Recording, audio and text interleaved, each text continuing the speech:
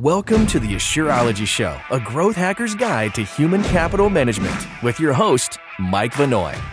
Each week, we bring you experts in human resources, employment law, accounting, benefits planning, and more to build productive organizations.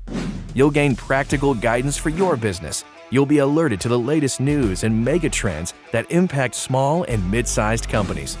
We'll give you the hands-on information you need to stay compliant with ever-changing employment laws, the strategies you need to win the war for talent, and much more, so you can focus on what you do best, growing your business. Enjoy the show.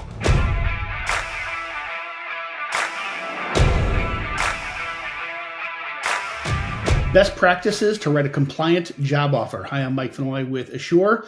And this is one of those things that, we talk about compliance, we talk about HR law.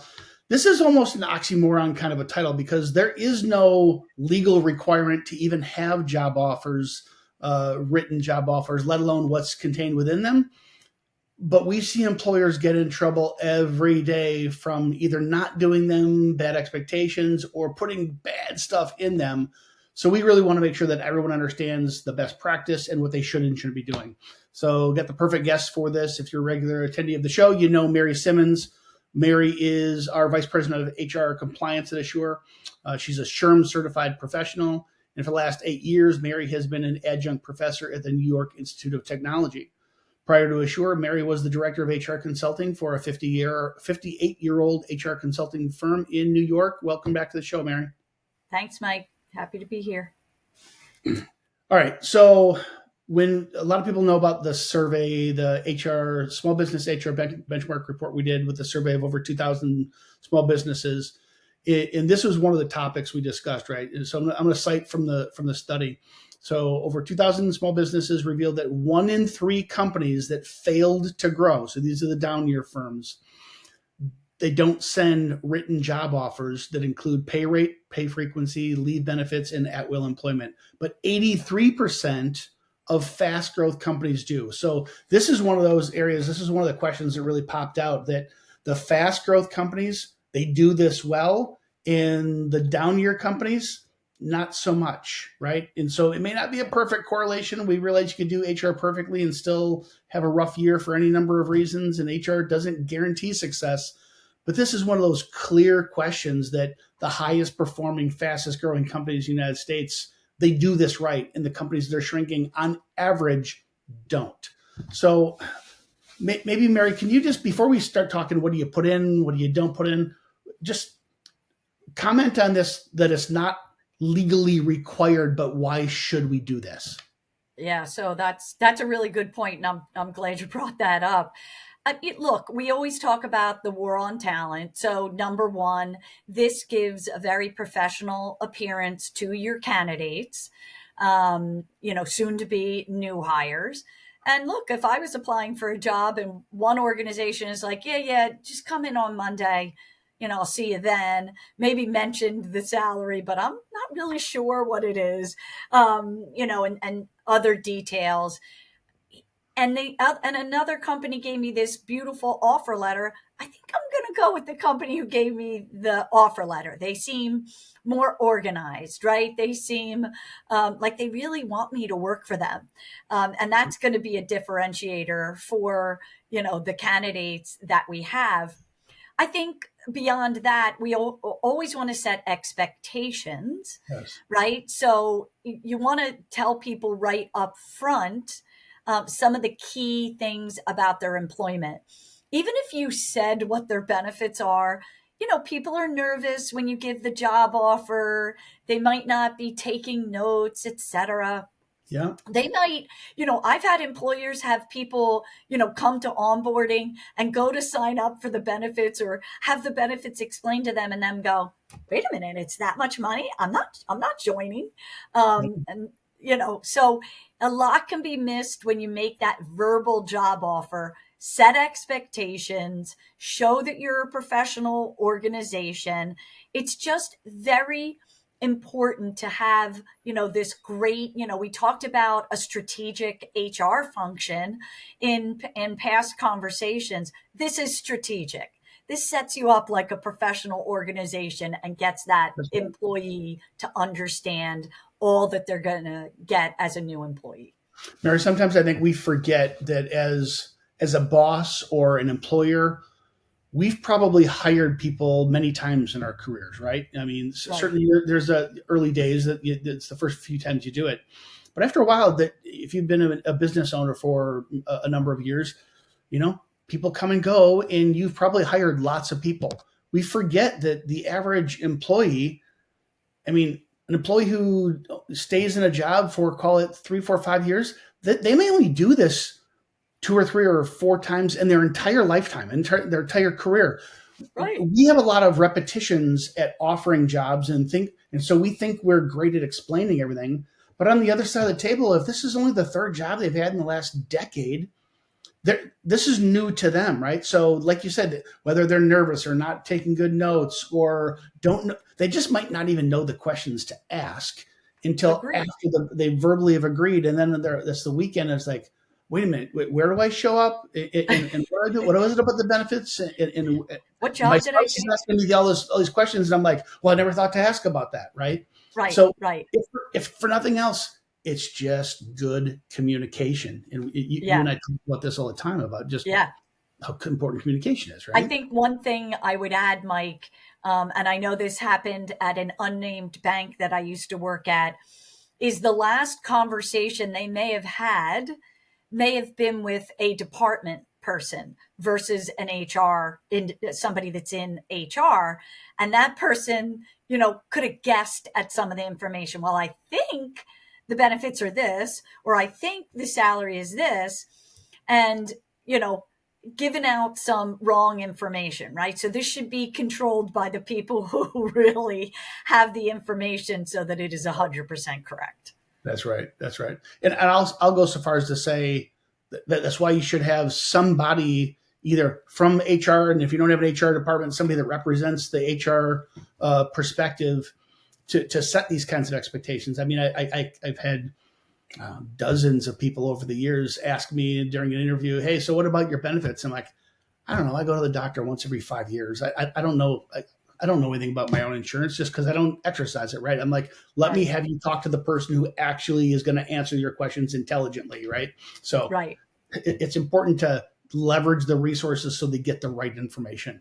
Agreed. Anything else you want to say on the importance and why you should even have an offer letter, have it written before we kind of jump into the do's and don'ts?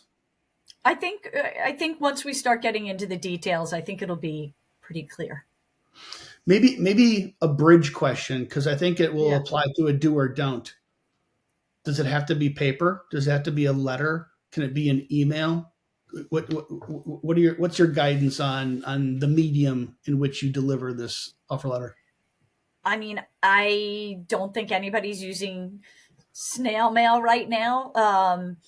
But I guess there are some industries, maybe a high service industry might say, hey, we send, thank you notes out through US mail, a hard copy to individuals. But, for time and assurance that the individual gets it, I think the majority of these are being sent out through email with an e-signature on them.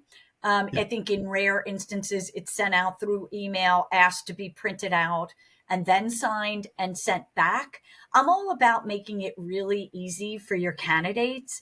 I had, somebody reach out the other day and say to me, can you help me apply through this system? Anything you make hard for a candidate, they're just going to walk away because there's so many other positions out there. They're going to go, that's too hard. Or, I don't understand that, et cetera. So for my money, I would do email with it, reader receipt and e-signature to make it super easy for your candidates. And I know some of our small businesses may not have that capability, so they can simply email it and ask them to print it and bring the signed copy with them. Whatever makes sense for your organization.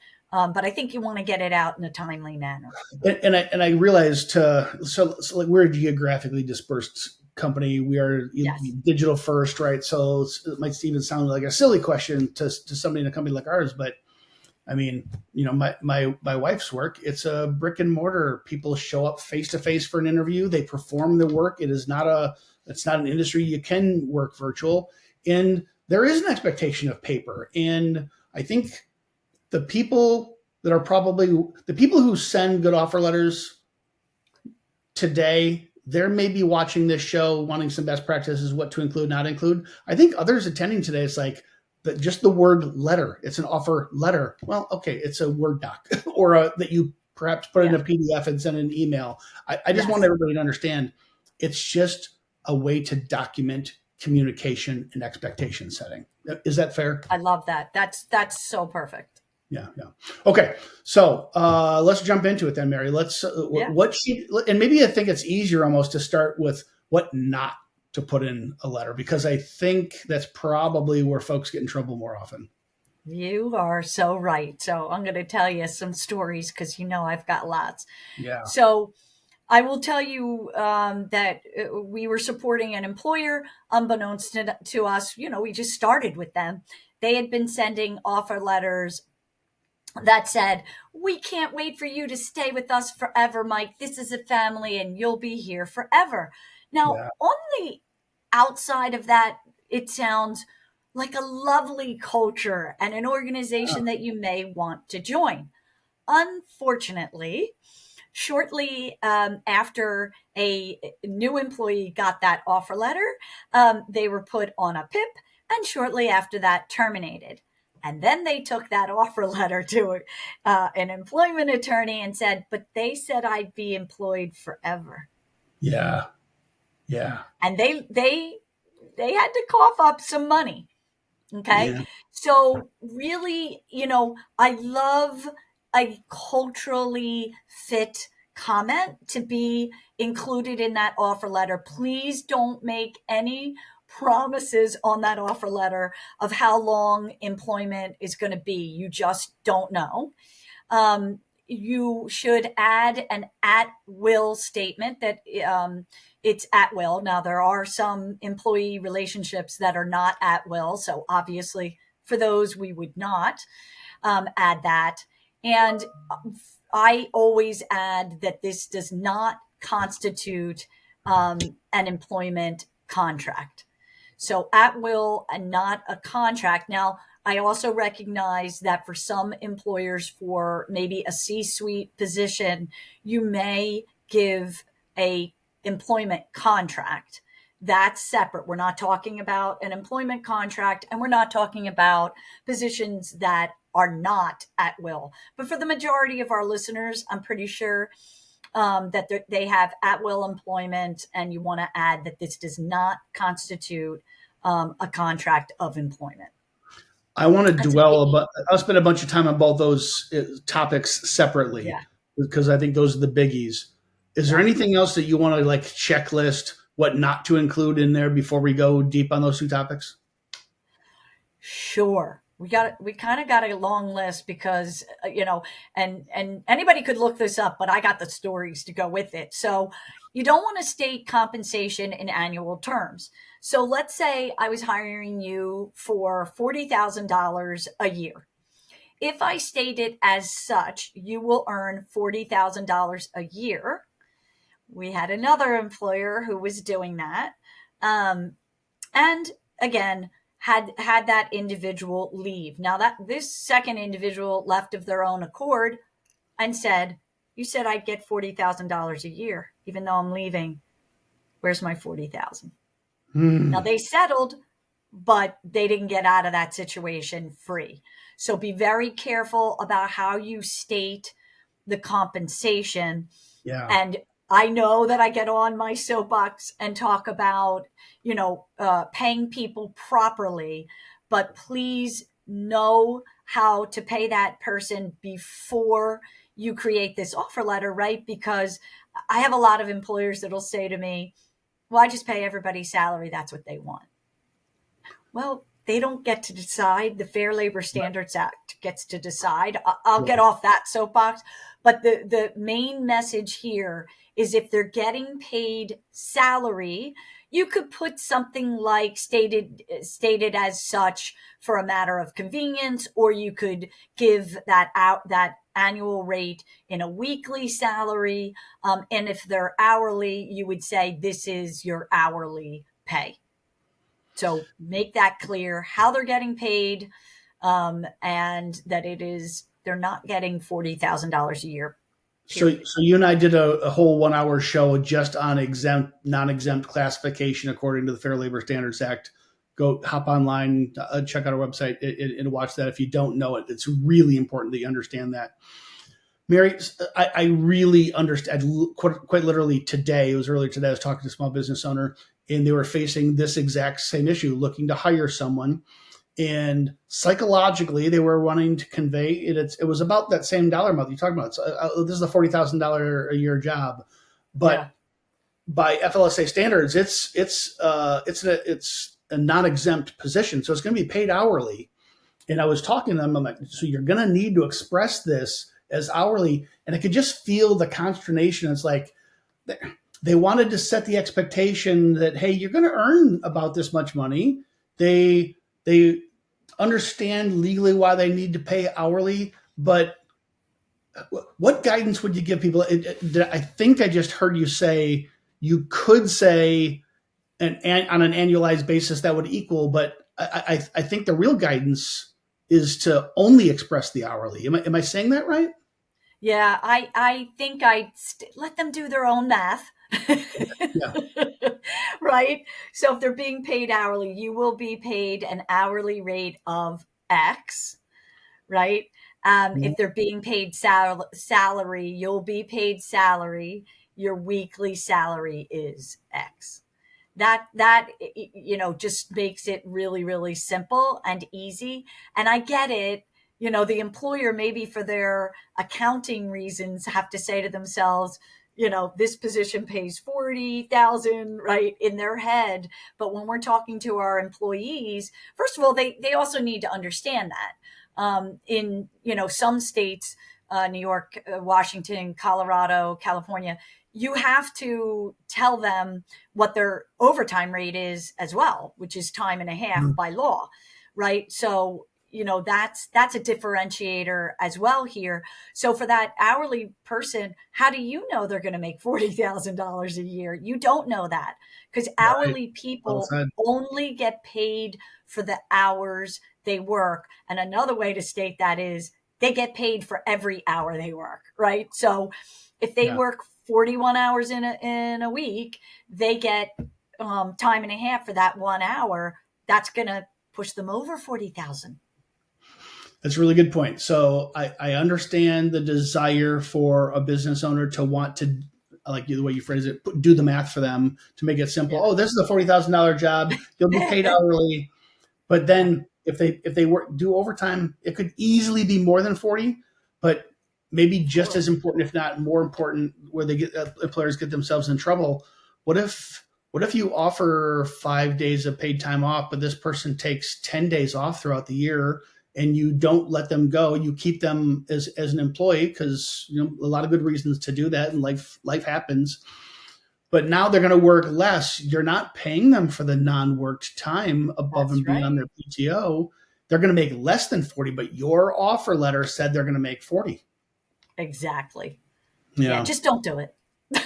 Yeah. We can give lots of reasons why not. Just don't do it. And not to beat a dead horse here, but the purpose of the offer letter is to set clear expectations in good, crystal clear communication. That doesn't mean you have the sidebar conversation. That's like, okay, this is what the letter says, but between you and me, Mary, what this really means is you're going to get 40 a year. I just had to pay it, break it out in an hourly, because you could still stand in a deposition and say, remember on such and such date, Mr. Vannoy, when you told Mary she would make 40, right? Yeah. You're losing. You're losing. So, So and we're here to help you win. Yeah. So the guidance here is clear. We understand, we're empathetic to the desire to do the math for folks and help them kind of understand, because they may be comparing themselves to other jobs that pay that much per year. They have to do the math on their own. You are really sticking your neck out by trying to annualize the number for them. You gotta say the hourly rate. Yeah, absolutely. Okay. Any other don'ts before we jump Yeah. into? I really want to spend more time on at will and contract. This does not constitute a contract.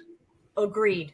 I have two other things that I just want to point out to employers. Again, so normally you're sending that offer letter ahead of your onboarding, right? So they get the offer letter and then they come into the office and you do the I-9 and other onboarding paperwork.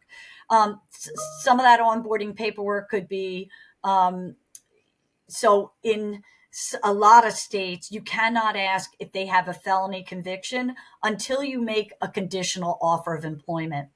So 9 out of 10 times, if not all the time, you're going to give this offer letter before they have filled out their onboarding paperwork, which makes it a conditional offer of employment.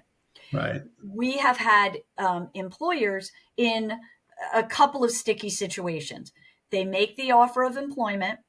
The individual comes in and they cannot satisfy the I-9. Now, if you can't satisfy the I-9, an employer is under no obligation to hire them. Again, it's not a the conditional offer of employment is not a contract of employment.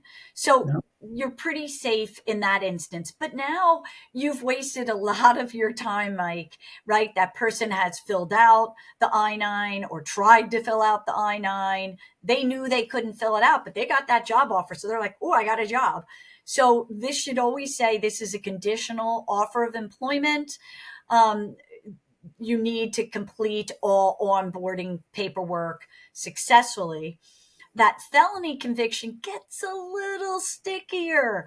And the reason for this is that by law, we can deny employment if a felony conviction is directly related to the position. For example, if I'm hiring somebody in a financial position, let's say we're hiring somebody as the CFO to an organization, and they have a larceny charge, a felony larceny charge, we can say, gee, Mike, since you have that felony charge for larceny and you'll be handling large amounts of money, this position isn't right for you. No. Where it gets a little bit gray is, let's say you're hiring a warehouse worker and they have a felony conviction for manslaughter because they got into a fight at their last warehouse job and beat the guy to death. True story. So don't think I'm giving you outlandish examples. True stories. Well, you're in a little bit of a gray area here, right? So make sure that offer letter says conditional offer of employment, and that they need to satisfy the onboarding paperwork successfully. So that's a big one for me. How about so I-9 kind of a no-brainer because you can't work without it. Right. Maybe, and it'll go state by state when you talk about like criminal backgrounds, things like that. What about contingent for drug testing? What about contingent upon certain skills? Same. If the job that I have is maybe it requires me to use Excel in an advanced way, and I show up on the job and I don't have the skills. Do I need to be putting those type of qualifications? Where does this continuum start and stop?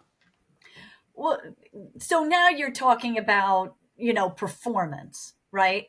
I'm talking about satisfying onboarding paperwork. So it's a little bit different.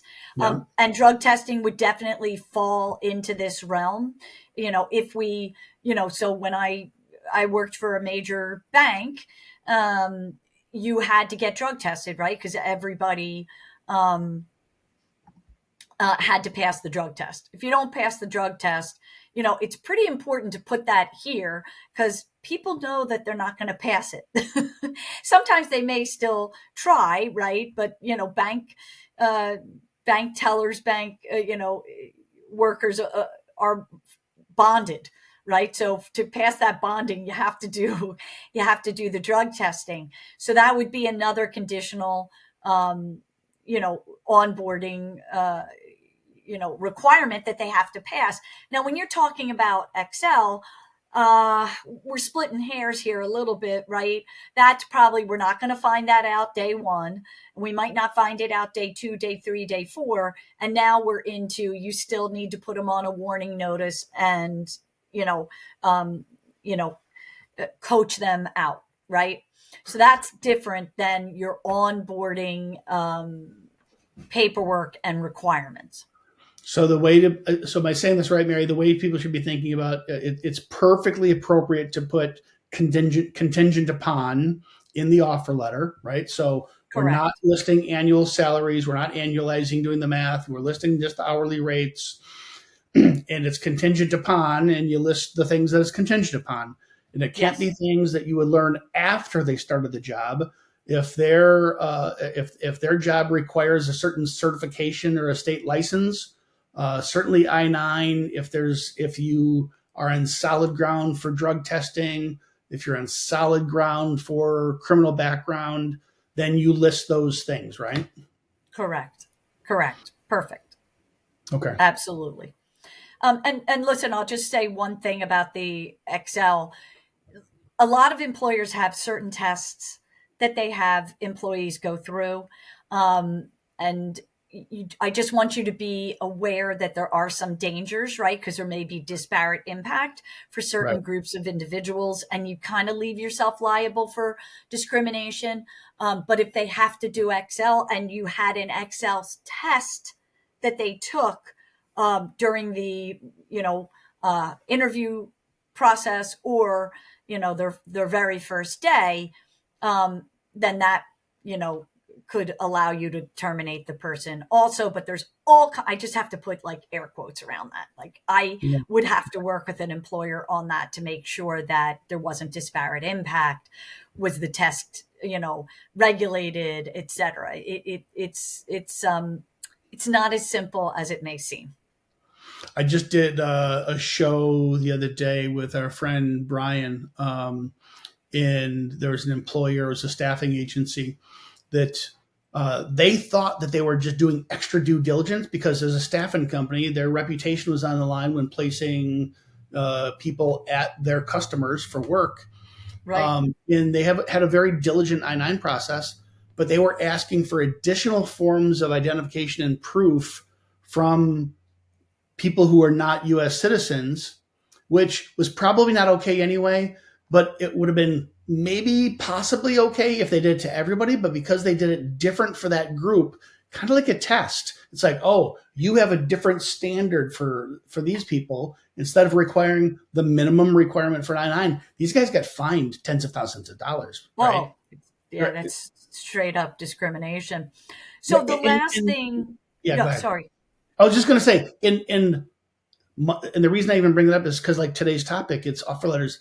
I think people generally give the benefit of the doubt to the employers. They're just trying to do the right thing, and they don't realize these sometimes extremely expensive mistakes that they make in something as simple as an offer letter. I agree. That's why I hope a lot of people are listening. So the last thing that I'd really warn employers not to do is to state benefits as though, without having a, quantifier that says these benefits may change at any time with or without notice. I have had more employers get burned on that. Some employers give free health insurance. Mm-hmm. And then decide I can't afford that anymore, and they have to change it. You put it in an offer letter without a statement like these may change at any time with or without notice, and you're probably paying for those benefits for a while before you can pull them, right? Yeah. So, and benefits, covers a lot of things. It's not just your medical benefits. It could state there that you have unlimited PTO. It could state there, you get a leave, you get whatever it is, make sure that you have, a statement that includes, when you're talking about benefits, these benefits may change anytime with or without notice. Yeah. Important. Phrases like your health insurance will be free. Maybe Right. that's true today, but your premiums rise 75% next year for some. Your risk pool had some major health incidents, and all of a sudden your premiums go up. And you can't afford it. You can be screwed. If you making claims like we offer the top commission rates in the industry, okay, maybe that's true. Now all it takes is one competitor to have a better compensation plan, and now you might be raising commission rates for all your sales force for eternity, right? I mean, 100%. yeah. Cool time to jump into at-will employment, because I think a lot of people know the phrase, they don't really know what it means. Yes. So unpack it. Just give us a definition first. So, so at-will employment, and I'm stuttering because I've had so many employers misunderstand it. So I'm glad that you're asking me for a definition. Yeah. At-will employment basically means that I enter into the employment relationship at will. And that means that I can leave at any time for any reason. Likewise, the employer enters into that employment relationship with the employee at will and can terminate that employee at any time. And by law, it says for any reason, with or without notice. This is where the employers get hung up, right? So what I need to put, in red here and have everybody understand is that even though it's an at-will relationship, you can't break the law. So you can't let go of somebody due to a discriminatory reason. So when I have this conversation with so many employers over time, Mike, they'll say to me, but Mary, they're at will. I can let them go anytime I want for any reason. And I'm like, you're really misunderstanding the law. This is an individual in 4 protected categories. My advice is you don't let them go on a moment's notice, unless it's, gross misconduct, which is amount of the time. And even so, I really want to guide employers on that instance. Yeah. So, and there's 2 sides to this coin, and think it's fair or unfair all you want. Doesn't really matter. If you're in an at-will employment, that means the employer can let you go or the employee can leave on their own. The reality is the employee has no legal obligation to give you 2 weeks notice. They really can just leave whenever they want, being an at-will, because they're not under a contract, and so there's no teeth to that. And even if it does mean, so protected class or not, if you just choose to terminate employment for this person, and maybe you have really good reasons for it, and it has nothing to do with them as a human, may have just the business, the role change, whatever the reason. Right. That does not mean you're not going to get sued for wrongful termination. It doesn't mean you're not going to get audited by the Department of Labor because this person says, well, you owe them overtime. This does not mean that you're going to not get sued by the EEOC because of the accusations of the reason why you chose this person. All those things happen all the time, which kind of comes back to what you do and don't put in the offer letter, right? Correct. 100%. Very misunderstood. Yeah. What's as specific as you reasonably can be? What words do we include then in the offer letter about at-will employment? Do we have to define it, what that even means to the employee? Because they probably don't mean what it means. No, it's a regulation in most states. There's a couple states that aren't at will, and don't forget there are some positions which are not at will, such as your union or your civil servant employees are not in an at will employment relationship. So that wouldn't go in an offer letter for those individuals. But I think you want to keep it short and sweet. this is an at-will employment relationship, and this offer letter should not be misconstrued as a contract of employment. Short and sweet and simple, because you don't want it to come off too negative either, right? Right. Yeah, I So, don't like when so union civil servants, there are excluded categories. Are there correct. excluded states? Because I've heard employers throw the term around. Oh, this is an at-will employment state. Are there non at-will employment states? There are. I can't come up with them off the top of my head. Okay. I think I know, but I don't want to say it Yeah, here. We can that's always fine. send it to everybody. But the other thing that I wanted to say is, when you say define it, I have seen the description that I just gave in an offer letter, and it really comes off negative, right? You can leave anytime. What at will means is you can leave at any time, and we can terminate you at any time. I'm not sure I want to read that in an offer letter, Yeah, you yeah. know? So I wouldn't define it. It's a regulation. If they want to look it up, they can look it up, or they can ask, the organization to explain it.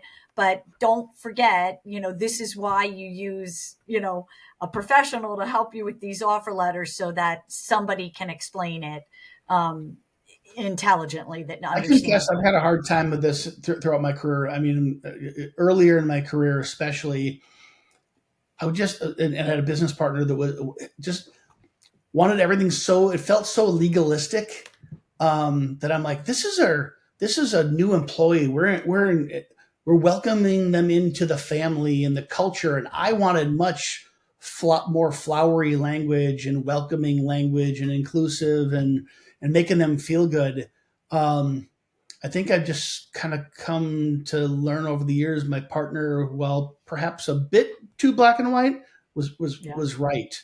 The Yeah. the purpose of this really is to set these kinds of legal expectations. It's not the document where you're setting cultural expectations. Right. That's a fair separation, right? Right. I mean, listen, I have a couple suggestions that I would add to an offer letter, and I think it's nice to have a culture defining statement, maybe your mission statement, maybe your vision statement. Here at Assure, we say welcome to One Assure, and, make sure that everybody knows that we work as a team. And I love that. But that's short and sweet. We're not going to put a novel here. We don't want this to be a novel. We want it to be, 1 to 2 pages tops. So, I wouldn't mind having, your nice marketing statement on an offer letter to add, a culture piece to it. I just wouldn't make it too long, or make it up on the fly kind of thing. Yeah, and I think where I've landed, I'd be curious for your thoughts. I think we're in alignment. Set expectations of culture through the interview process and through the selection process. Let them experience your culture through your interactions, written, face to face, on the phone, you and others in the organization. And then on day one, when you do orientation, you should do orientation. That's another one of the best practices that the benchmark survey reveals. That's when you start talking about culture. Allow this thing to be really small, narrow scope, that really is a bit more legalistic. It is crisp, clear expectation setting, but it is not an all-encompassing, like an employee handbook might be, to talk about our mission, vision, values, culture, and welcome to the family kind of stuff. Right. And you probably, in most instances, have already sent them the employee handbook, or you're sending it with the offer letter or as soon as they sign it. So they're going to get that handbook with, more of that information. You're absolutely right. I agree.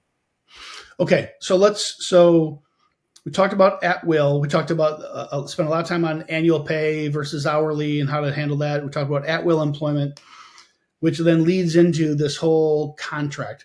What does it even mean to be a contract employee? Because you can still be a W-2. Being a contract, I think sometimes people are confused. Oh, contract, that's a 1099 versus a W-2. That means at will. Can you paint a picture for what types of jobs you may be a contract, have an employment contract and still be a W-2 employee. Yeah, thank you for that differentiator. So you want to say, why would they get an employment contract? As I said before, that's normally for your C-suite individuals. You want to keep them and give them a reason to stay with you. So that employment contract is going to have more legalese. It is going to be a legal document, right? I think in most cases, it's usually reserved for your CFO, CEO, CMO. So for your C-suite individuals, you don't see it a lot in the U.S., except for those positions where obviously abroad, not that, we're talking about abroad, but it's very widely used in Europe, but it is pretty rarely used in the US, and that should be a legal document. And my recommendation is to have an attorney draw it up. Yeah. So let's just parking lot that for if you're an employer and you're considering doing it, you should get an attorney, and the person who you're hiring, they should also get their own representation in that situation. And why might you do that? Well, let's say your company's in trouble and you gotta maybe you need a senior leader to come in to fix a serious problem. It's going to take a while, and they're going to have to fight through some fights, and they're going to have the endurance to stick around. And so maybe you have a carrot dangling out of the end to make sure that you retain them through that period and that they're rewarded for fixing the problems that you give them to fix. Those are the kind of situations that employment contract might make sense. Probably never the case for the average employee, especially in small business, right? Yeah. Agreed. Okay. So let's put a nail in this thing then. So the goal of making it clear it's at will employment, this does not represent a contract. In case it's not self-evident, why is that so important then? Was that a question? Yeah, like a statement. It is important. I think we made that pretty clear. That you just want to put that at will statement in there. It's important. You don't want to put term. You don't want to say anything about how or when they'll be terminated. I think that's super, super negative. And so I may be just being too obtuse here. I actually think it's not super clear to everybody. You and I live this every day. So I think we just kind of defined what kind of jobs actually get employment contracts and why an employer may offer someone an employment contract. And the guidance here is you stating that this is an at-will employment and does not imply a contract means that they should have no expectation, because I think a lot of employees won't have any idea what at-will means. They won't have any idea what an employment contract means. So this is just and forgive me again if I'm overstating the obvious. It is the employer's way of making it crystal clear. I'm not giving you a contract here. There's no expectation for ongoing employment in what that entails, right? Correct. Yeah. Agreed. Okay.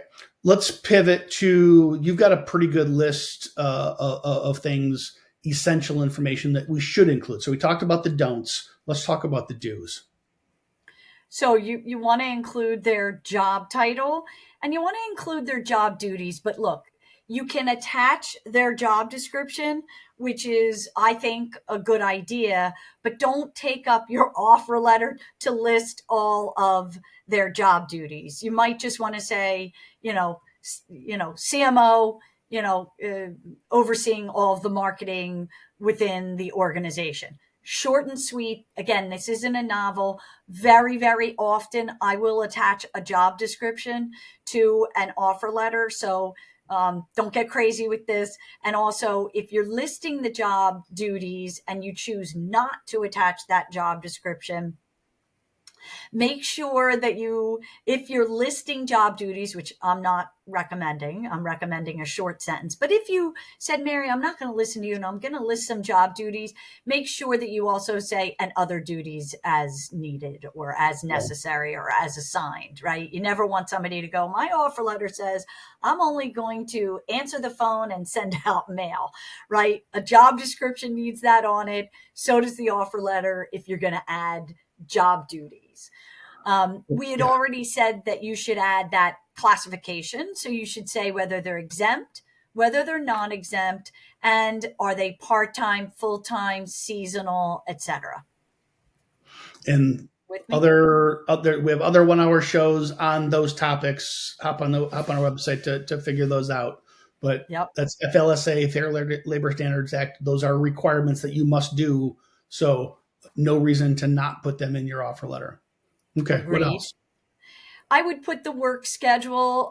Just also understand, it's funny because sometimes someone I'm interviewing is asking me that, and I'm usually interviewing for exempt positions. So I'm not used to a work schedule because we're remote, but it does help to say your work schedule is approximately. Now, if they're coming into the office, you probably have a work schedule. And I think here also, depending on the position, if you think that schedule may change a little bit, or it does change a lot, and you know that, please put,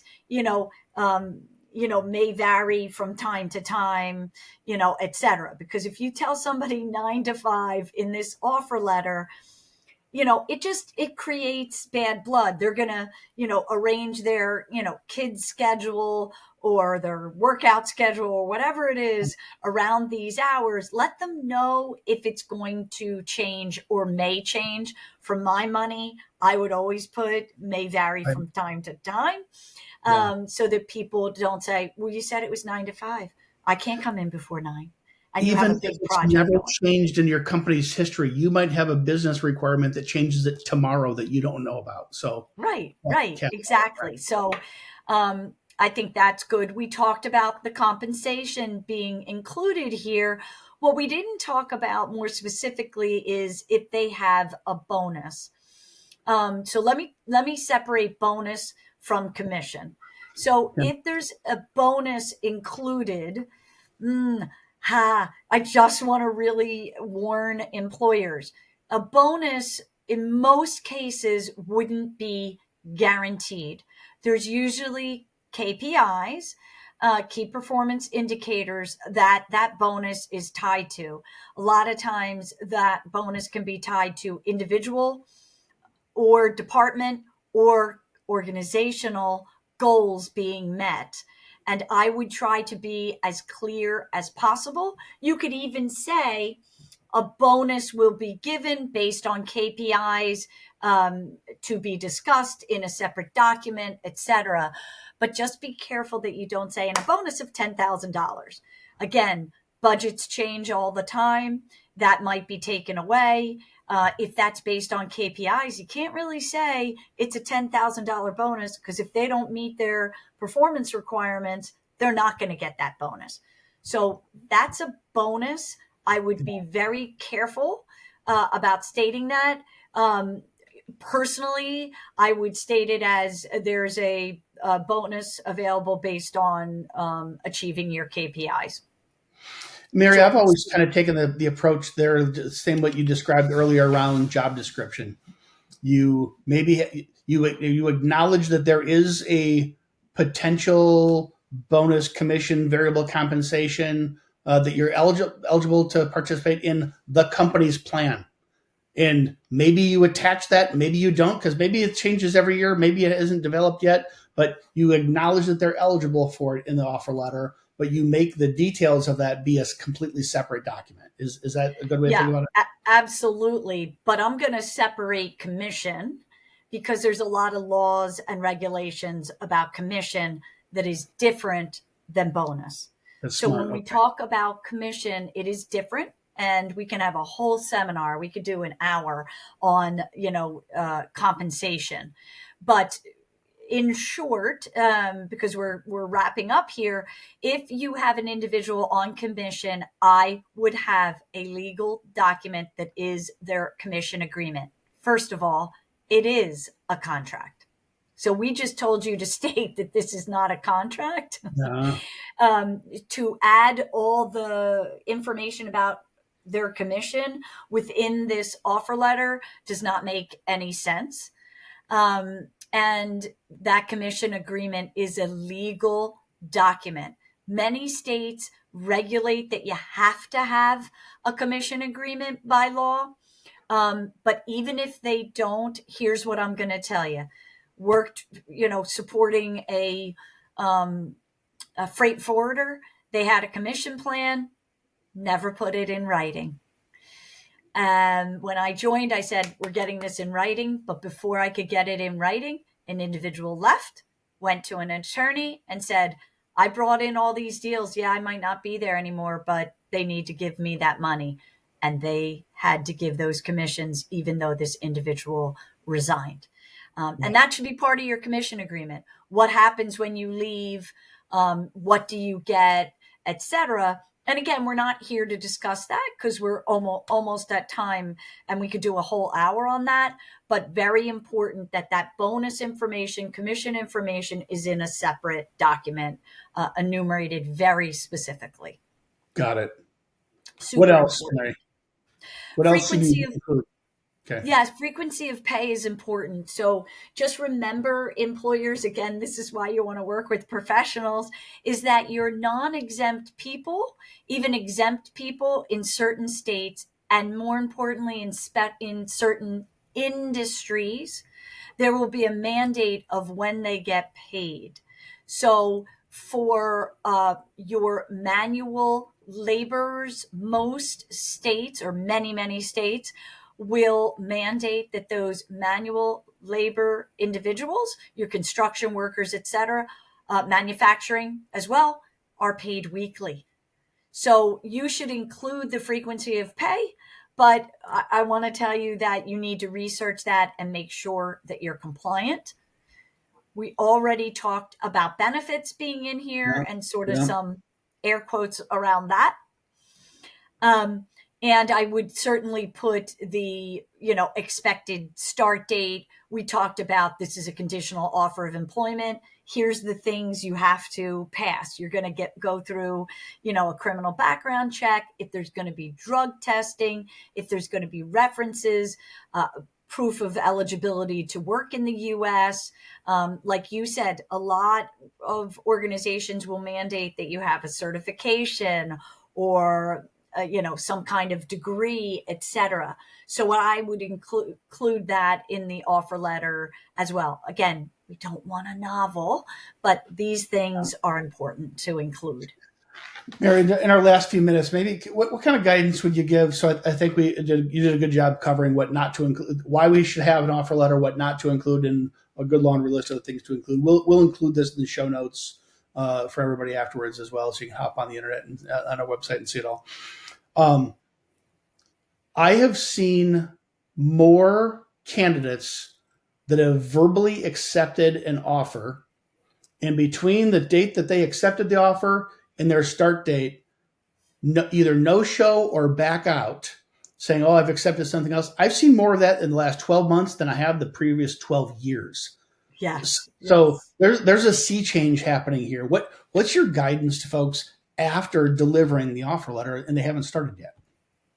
Well, you want to give them reasonable time to sign that offer letter. And by the way, just because they sign it doesn't mean they have to start with you. Right. But, I would. Because it's not an employment contract. Yeah. Listen, they don't start for 2 weeks. I make it a point to, tell employers, when we're working on their strategic, onboarding process, which includes, this offer letter, I make a point to tell them, hey, you need to reach out to that candidate, every couple of days, once they sign that offer letter. That doesn't mean stop reaching out to them for the next 2 or 3 weeks when they start with you. 100%. You want to keep reaching out to them, again, let them know that you want them to work for you, right? And make yourself available for questions. Maybe that could make the difference between them just not showing up and taking that other position, right? If you go radio silent for 2 or 3 weeks before they start, they go on another interview and that person is more, communicative to them. Maybe maybe that's what makes the difference and they take that position. But, I just would, make yourself available and communicate with them. Can't wait for you to start. I couldn't possibly agree more. If you think about it, if they're a good candidate, they have options, and you're not the only game in town that they've been interviewing with. And you get the offer, they accept it. Maybe they sign it, maybe it's verbal, whatever. Do you really think that if you thought they were awesome, do you really think the other places also didn't think they were awesome? They're continuing to call on them, right? Right. So you get that. I mean, find an excuse a day. It's like, hey, saw this article and thought of you. Can't wait for you to make an impact here.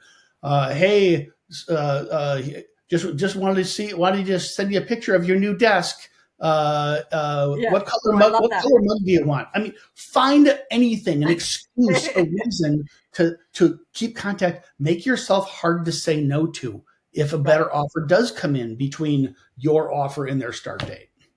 I love that. Yeah. All right, Mary. I think we're at time. Any closing arguments that you want to make advocating for why people should be doing it, what to include, not include?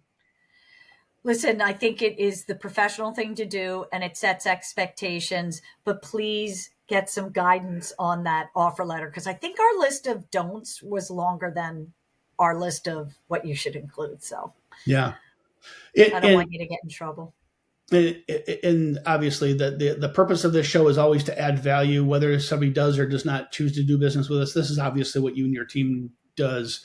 I will say this is one of those areas that I think people can overly rely on Google and ChatGPT because it can crank out an offer letter, but it doesn't mean it's going to be right or even, and I hate to use the word legal because there's not such thing as an illegal, but there are best practices to include and not include, which we just reviewed. And unless you're an employment attorney or a SHRM certified HR professional, how would you know this offer letter that you pulled off the internet is actually sets you up to succeed or could in fact set you up to fail because you're not qualified to audit it, right? Exactly. So yeah. So whether it's us or somebody else, do get help and get a professional's opinion. But be sending offer letters and follow the best practices. Mary, thanks for your time, and thanks for everybody else for joining us today. Until next week. At Asure, we build human capital management software and services that help 90,000 companies like yours attract, develop, and retain great people. Our low upfront costs and affordable subscription model allow you to save cash to invest in things that drive growth, not overhead. To learn more about how Asure can help you claim up to $26,000 per employee with the Employee Retention Tax Credit, automate your payroll, and build productive teams that are compliant with ever-changing HR laws, visit AsureSoftware.com.